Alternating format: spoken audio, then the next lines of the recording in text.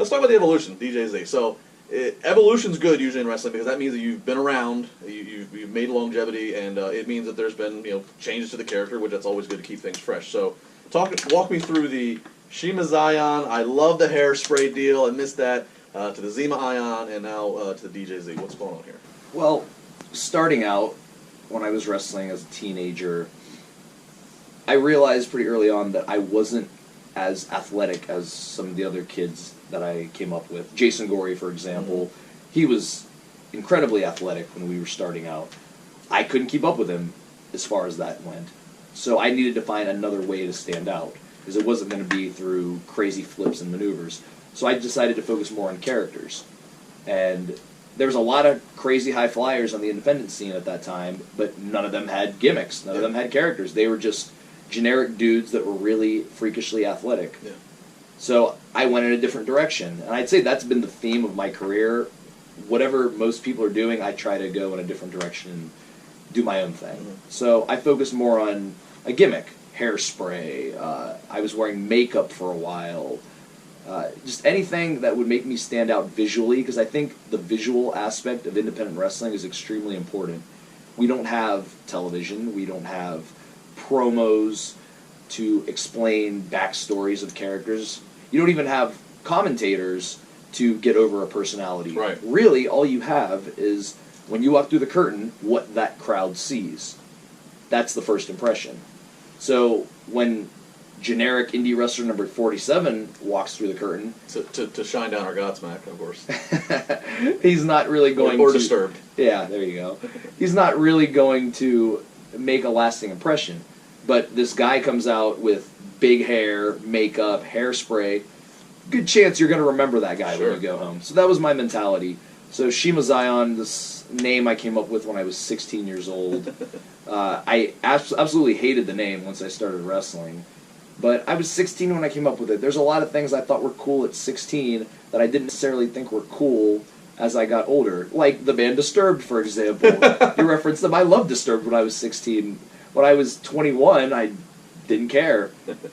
But Shima Zion, I got stuck with this name, and I wanted to change it, but everybody was like, no, it's so unique, it's so cool. Terrible from a marketing standpoint. Nobody knows how to spell it. Nobody can spell it, nobody can pronounce it. It was just... You're always Shima to me, though. When I see you on TV, if in my head I'm saying, oh, good move there, Shima. I can't. That's just you're always that. That's most people that I came up with. They still call me Shima to this day, and that's cool. But I wanted to get rid of that name so bad, and when I got to TNA, I thought finally I'll have my opportunity to change my name. And I remember the night before my debut, D'Lo Brown had pulled me aside and said, "Try to come up with a cool name. Come up with something that'll connect."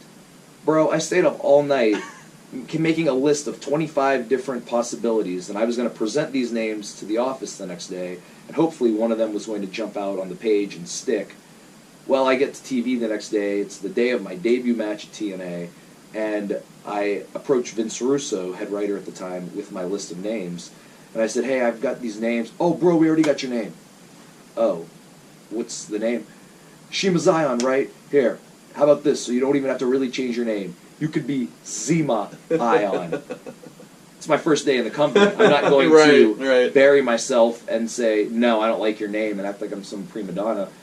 So I pretty much just had to take this name that I didn't like. Well, at least Zima Ion, it was obviously close to Shima, but at least this one's easy. When you see it, you can...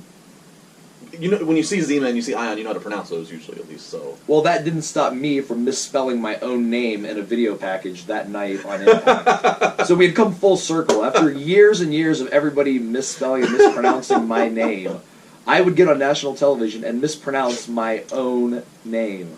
Unbelievable. Do you remember some of the names that you put on the list that you gave them? Yeah. Can you tell me some? Okay. The one that everybody seemed to really enjoy was Kempo Cruz. Kempo Cruz. Yeah. Somebody at TNA office... Time for Cruise Control. Well, Cruise Control is going to be the name of my finisher. That was where I was going. Kempo Cruz. Kovali Cruz was another one that jumped out. I had also tried the Childish Gambino Donald Glover theory and put my name into a Wu-Tang Clan name generator to see what we came up with. Crafty Bernardo was the name from the generator, and that was also on the list. I know you can't make this up because it's so wild. You can't make That's it up. me. Crafty Bernardo.